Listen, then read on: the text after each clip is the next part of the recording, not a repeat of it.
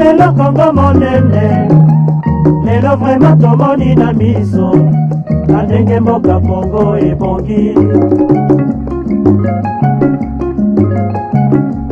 Bandeko na ngai, oyamba lelo losato na ngai, mpona unité oya Kongo, tolanda mibeko mya Lumumba, ya Kisasa na Bwassa toyokana. Bonjour, bienvenue dans votre émission Voir l'Afrique avec les yeux du futur, donc qui a aujourd'hui pour titre L'avenir de l'Afrique passera par le nucléaire. Donc sujet hautement polémique. Déjà, la première émission a été consacrée au spatial en Afrique et on a vu que de nombreux projets étaient déjà en cours, déjà réalisés. Donc ça va être la même chose avec la question du nucléaire, à laquelle on ajoutera une autre polémique qui est la coopération avec la Russie, évidemment dans le contexte actuel, qui se pose d'une autre manière. Alors pour commencer, déjà deux citations très importantes et qui nous montrent à quel point ce sujet est un sujet fondamental qui a été discuté par le passé et qui a été malheureusement abandonné. C'est citation donc d'Indira Gandhi, première ministre de l'Inde et ancienne leader des pays non alignés, qui disait déjà en 1983 il est ridicule de prétendre qu'on peut résoudre les problèmes de la réalité sans le recours à la science et à l'industrie.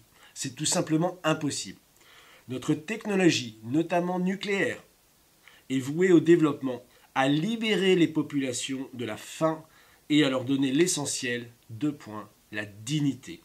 Avec elle, nous reverdirons les déserts. Donc ça, c'était Indira Gandhi en 1983, avant qu'elle se fasse lâchement assassiné l'année plus tard par les impérialistes de l'époque. Et la deuxième citation, c'est Cheikh Anta Diop, voilà, dans ce livre, le combat politique de Cheikh Anta Diop du BMS au RND, et donc dans le programme du Front National Sénégalais de 1964, il y a le programme politique, culturel, social, et évidemment le programme économique, dans lequel le 5e point est la création d'instituts techniques indispensables à la vie d'un État moderne, mathématiques appliquées, physique et chimie nucléaire, aéronautique, chimie appliquée à l'industrie, l'agriculture, etc. Alors, je rappelle que c'était en 1966 que Cheikh Anta Diop avait créé le premier laboratoire africain de datation des fossiles archéologiques au radiocarbone, à l'époque d'ailleurs en partenariat avec le CEA, en 1966, donc sous l'ère de Gaulle. Donc chose assez intéressante, où il y avait à l'époque des visions communes pour aller dans ce sens-là. Alors, j'avais consacré un chapitre de mon livre, quand je l'ai sorti en 2020, Voir l'Afrique avec les yeux du futur, que je vous invite à acheter si ce n'est pas encore fait, en allant sur mon site www.afriquedufutur.com. Et j'avais consacré justement un chapitre entier à la question du nucléaire en Afrique. Donc ça avait soulevé évidemment beaucoup de débats, vous l'entendez bien. Mais ça y est, ce débat est lancé, ou plutôt a été un petit peu relancé, à partir de 2020 justement. Donc il y avait le premier article que j'ai identifié, c'était un article de Power Mag, évidemment je mettrai tous les articles en lien dans la description, qui avait pour titre « La Russie et la Chine dirigent le plan d'expansion nucléaire de l'Afrique ». Ouh là là, donc voilà, puisque à l'époque, l'Afrique du Sud avait annoncé son intention donc de relancer son programme nucléaire civil, et donc qui était soutenu par l'Agence internationale pour l'énergie atomique, qui a déclaré d'ailleurs à l'époque que près d'une douzaine de pays africains avaient formulé auprès de son agence des plans pour se doter du nucléaire civil, à laquelle a répondu, et on y viendra plus longuement, évidemment la société d'État nucléaire russe, Rosatom, qui à l'époque avait déclaré travailler actuellement avec plus de 15 pays d'Afrique subsaharienne, dont le Ghana, la Zambie, le Kenya, l'Afrique du Sud, la République du Congo, le Rwanda, la Tanzanie, l'Égypte, l'Algérie, la Tunisie, le Maroc et bien d'autres. Donc c'était suite à cette intention de l'Afrique du Sud donc de relancer son programme nucléaire qui est dirigé par la Nuclear Industry Association of South Africa, donc NIASA. Donc ça, c'était déjà un début de débat. Mais chose très intéressante, c'est la manière dont ces choses-là ont été traitées. Et je vais simplement vous citer un article qui est absolument exceptionnel, donc de la presse allemande, Deutsche Welle, agence de presse allemande, qui était parue le 30 juin 2020 également, donc qui s'appelle « Le jeu nucléaire de la Russie en Afrique ».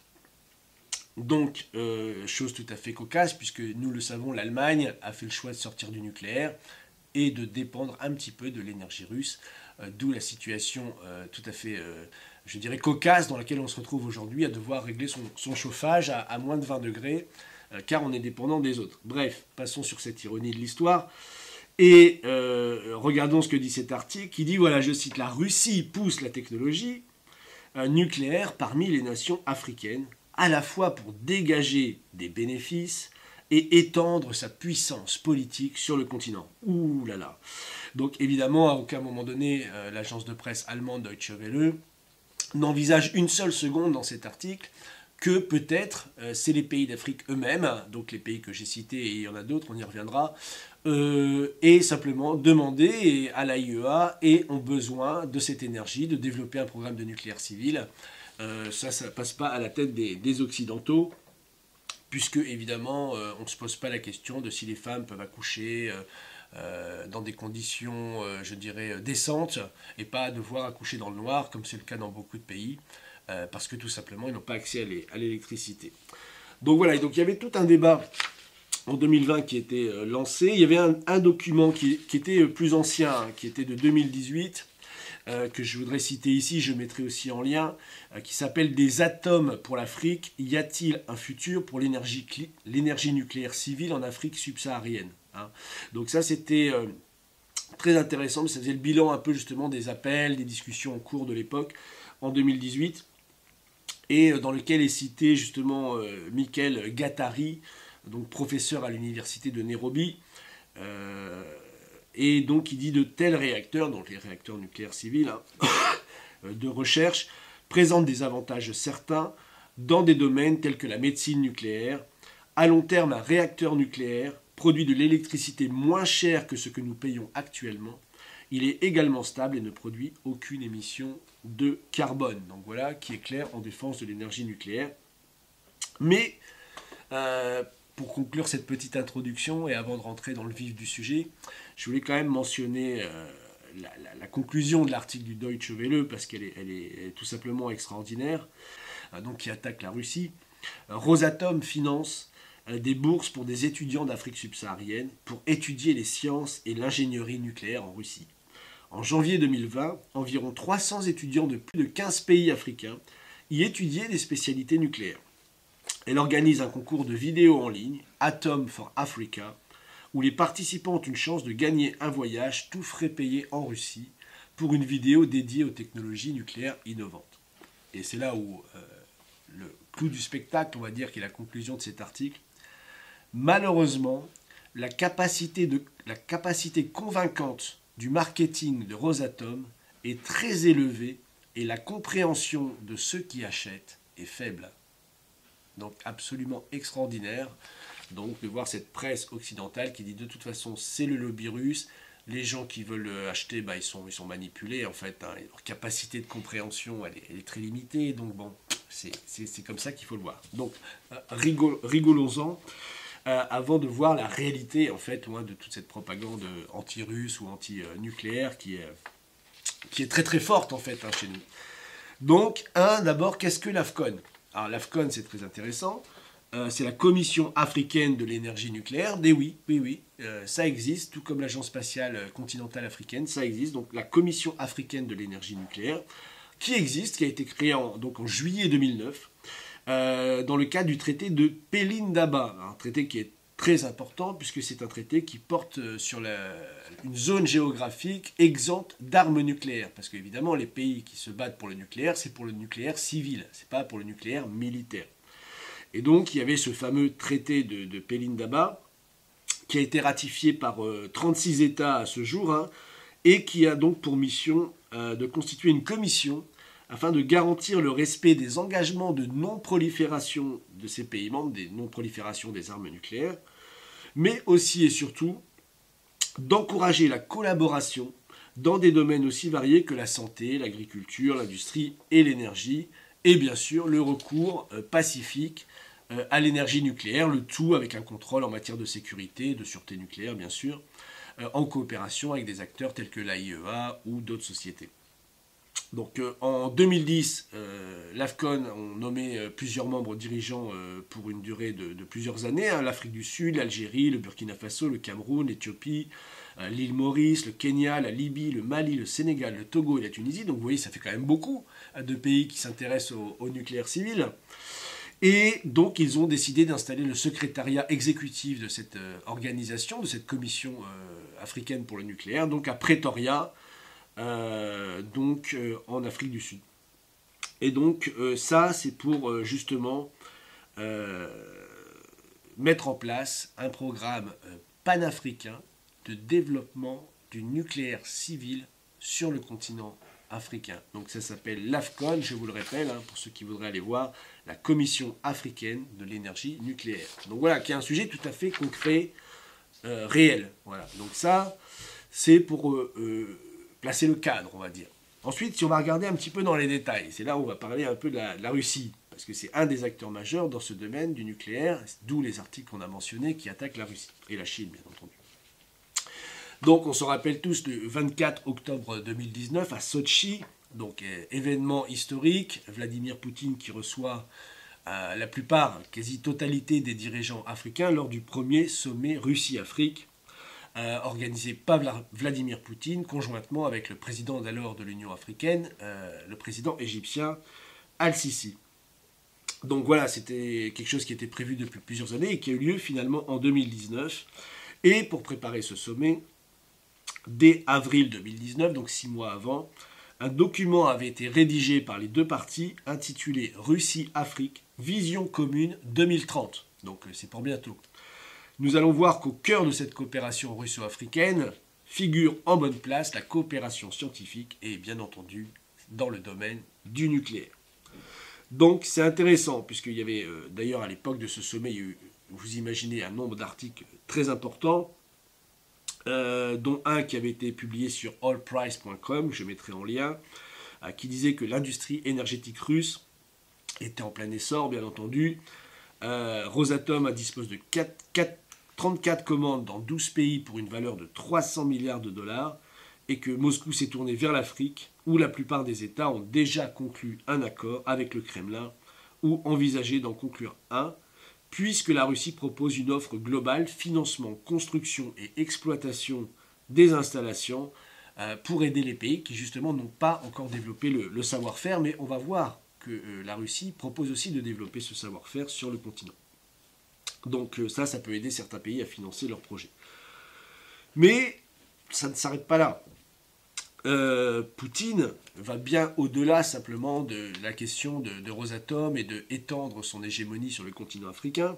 C'est plus une question fondamentale, puisque dans un discours qu'il avait prononcé le 9 juillet 2019 au deuxième sommet mondial pour la production et l'industrialisation à Ekaterinbourg, en Russie, il avait justement il avait attaqué virulemment le concept justement du malthusianisme, qu'il associait évidemment cette volonté de réduire la population mondiale et d'organiser la décroissance des pays du Sud, donc de l'associer évidemment cette politique malthusienne au néolibéralisme occidental, et donc il avait frappé très fort dans ce discours, et je voulais vous en citer simplement un extrait, parce que c'est très fort, quand il dit « Des solutions scientifiques, d'ingénierie et de fabrication extrêmement efficaces nous aideront à établir un équilibre entre la biosphère et la technosphère.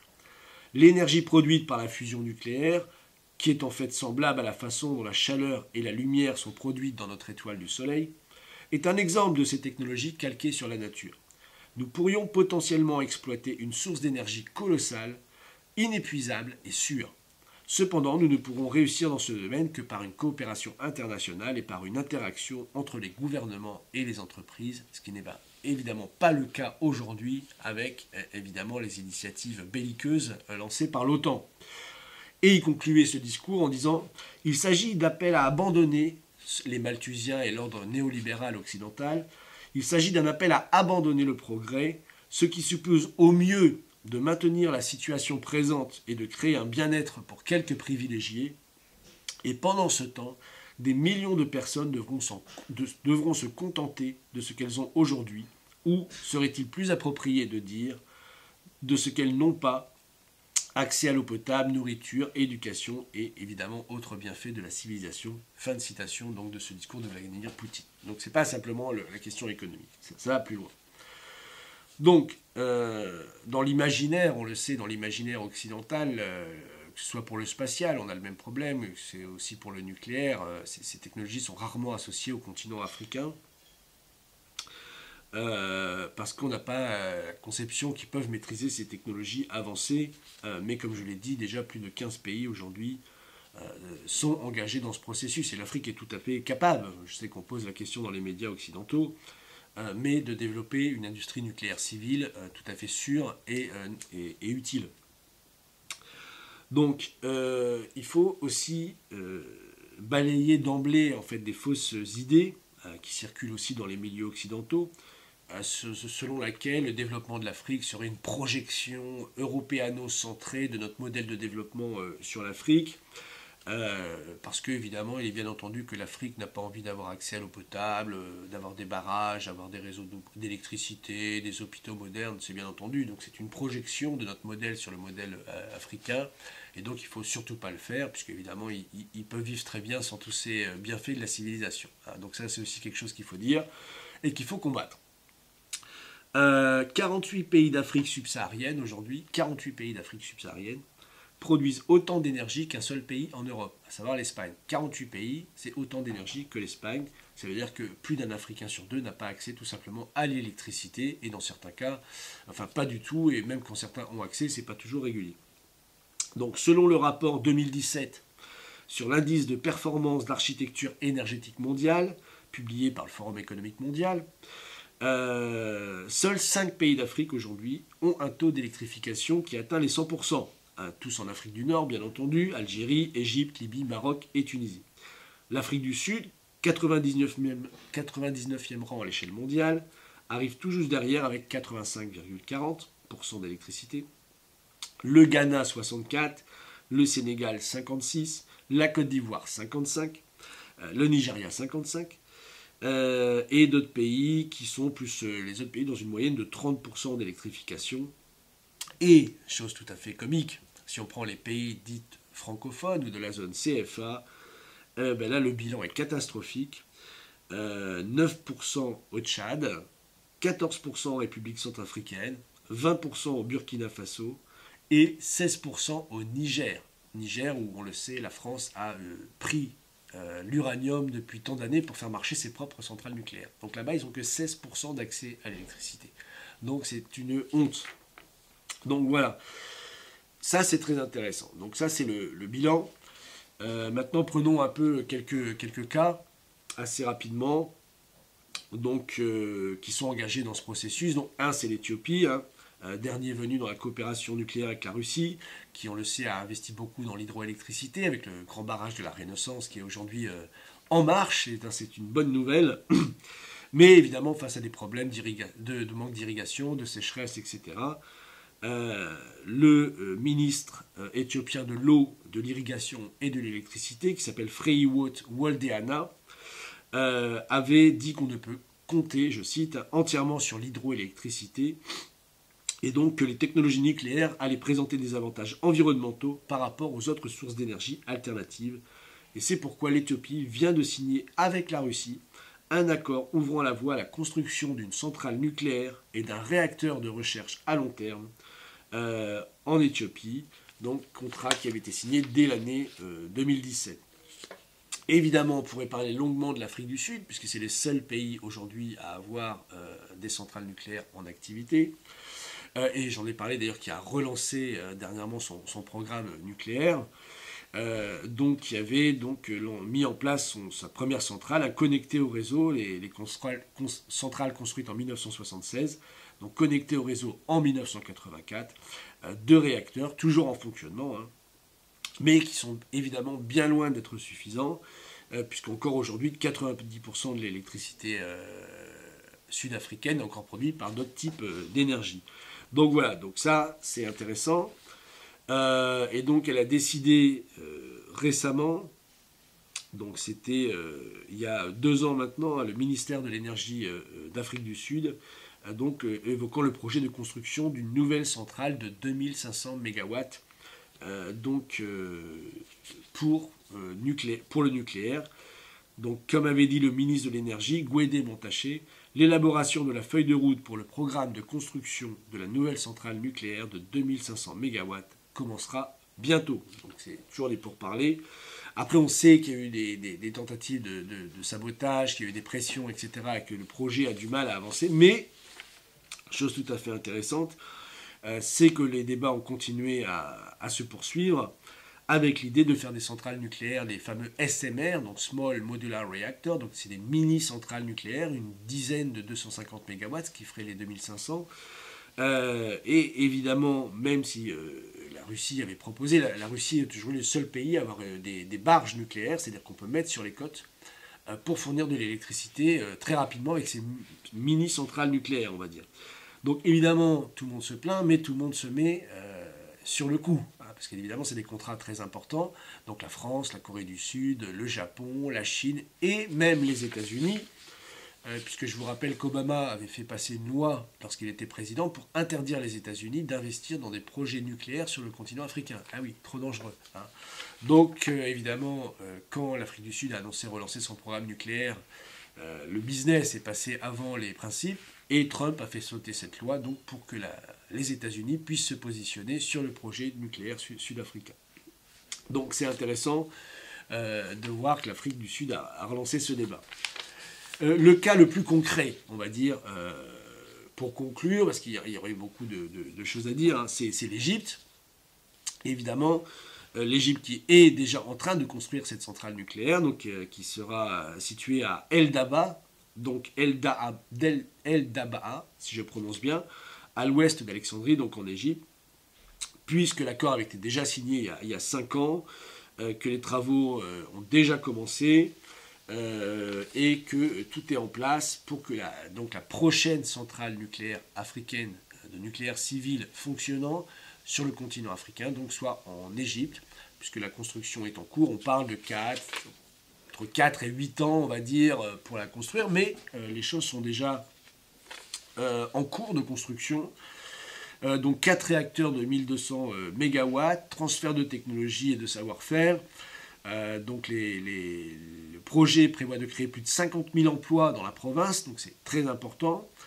Et évidemment, sans parler de toutes les retombées économiques pour la région. Donc ça, c'est très intéressant.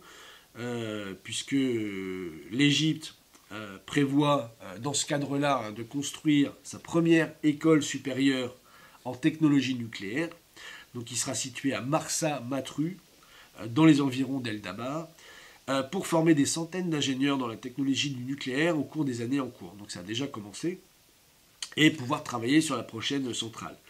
Donc les premières classes ont commencé à l'automne 2018 avec 75 étudiants, sachant qu'il y avait plus de 1600 étudiants qui avaient fait la demande. C'est-à-dire qu'il y a un intérêt énorme pour ça. Et je cite un étudiant, parce que ça fait plaisir, qui avait déclaré aux médias, à un média égyptien, donc un jeune étudiant qui avait été pris parmi ces 75 futurs ingénieurs nucléaires. Le plus beau jour de ma vie a été lorsque j'ai reçu ma lettre d'admission, parce que j'aime étudier des domaines tels que le nucléaire, et parce que je peux servir mon pays avec cette formation. J'étudierai la technologie nucléaire et la mécanique en même temps parce que j'aime les deux. En général, l'enseignement technique est bénéfique tout au long de la vie et parce que les nations avancent grâce à la production et pas au service. Donc voilà, c'est quand même très intéressant de voir cet enthousiasme en fait, des jeunes pour bâtir leur pays d'un point de vue énergétique, agricole, scientifique, etc. À travers de l'industrie nucléaire.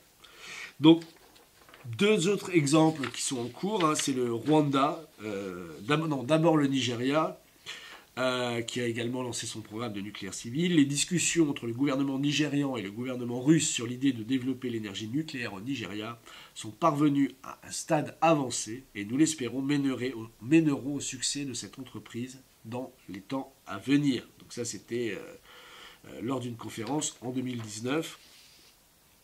Parce que, évidemment, le Nigeria a une politique d'industrialisation qui est très très forte, avec cette volonté d'avoir une énergie pas cher et en quantité.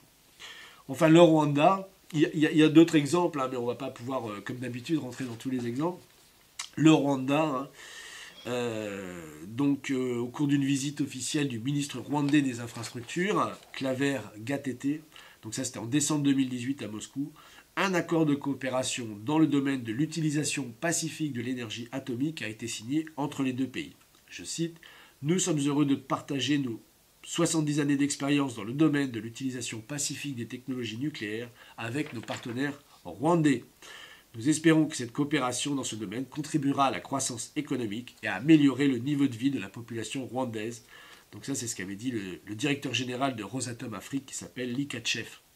Voilà. Et donc, c'est très intéressant, hein, puisque selon le World Nuclear News, hein, donc cette collaboration entre les deux pays, c'est la construction d'une centrale nucléaire, ça c'est un point important, et l'édification d'un centre pour la science et les technologies nucléaires, le CNST, d'ici 2023-2024, avec l'installation évidemment d'un réacteur de recherche qui seront mis en place, mais surtout, encore une fois, avec l'idée d'éduquer les jeunes. Donc ce sera un outil de formation. Comme le disait le ministre, hein, ils ont besoin d'être instruits très simplement sur le fait que les centrales nucléaires n'explosent pas comme des bombes, parce qu'il y a toute évidemment la propagande, hein. Donc de faire de la pédagogie dans ce centre nucléaire de recherche au Rwanda pour justement utiliser le nucléaire, mais pas simplement que dans le domaine de l'électricité, hein, pour l'agriculture, la recherche médicale, la production d'aliments, etc. Donc il y a plein de choses en fait qui peuvent être utilisées par le nucléaire. Donc ce n'est pas simplement qu'une question de produire de l'électricité. Donc voilà, enfin une chose pour terminer, enfin deux petites choses, c'est la jeunesse africaine qui est pour le nucléaire. Donc ça c'est très intéressant, puisque une association a été créée qui s'appelle AYGN, donc je vous le donne, African Young Generation in Nuclear, donc c'est la jeune génération africaine pour le nucléaire, je vous mettrai le site, donc organisation à but non lucratif, qui rassemble des réseaux nationaux de jeunes professionnels dans le domaine du nucléaire et d'autres disciplines connexes. Elle a pour mission principale de promouvoir l'utilisation pacifique de la science et de la technologie nucléaire comme réponse aux problèmes socio-économiques du continent. Donc voilà, ça c'est aujourd'hui l'avenir de l'Afrique. Donc avec l'idée d'éduquer le grand public, ils organisent beaucoup de conférences, susciter l'intérêt des jeunes, l'éducation, la formation, la recherche. Vraiment ils sont très très engagés là-dedans. Et donc ils sont déjà présents en Afrique du Sud, en Zambie, au Lesotho, au Malawi, au Rwanda, en Ouganda, en Égypte, au Kenya, au Ghana et au Nigeria. Et évidemment, ils veulent travailler avec l'AFCON, que j'ai mentionné au début, l'Union africaine, bien entendu, l'Agence spatiale, pardon, l'Agence spatiale internationale, l'Agence pour l'énergie atomique, l'AIEA. Et donc voilà, faire en sorte que le nucléaire soit inclus dans les solutions envisagées pour une Afrique prospère, inclusive, durable et en croissance, conformément aux aspirations de l'agenda 2063 de l'Union africaine. Donc voilà qui est évidemment passionnant.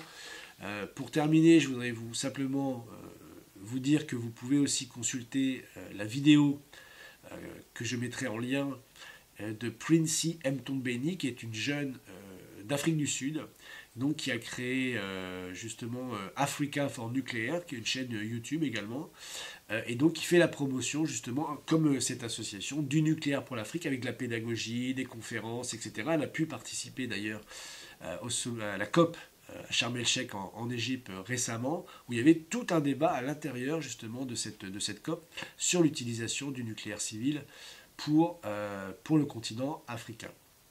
Donc voilà, je mettrai tous ces liens. Voilà, on a fait un petit tour en toute simplicité du nucléaire pour l'Afrique. On voit qu'il y a quand même beaucoup de choses concrètes et réelles. Donc voilà, je vous invite évidemment à partager cette vidéo, à liker, à la passer à vos amis. Vous pouvez également me soutenir en allant voir les liens dans la description. Et d'ici à la prochaine émission, je vous remercie de nous avoir écoutés et je vous dis amusez-vous bien.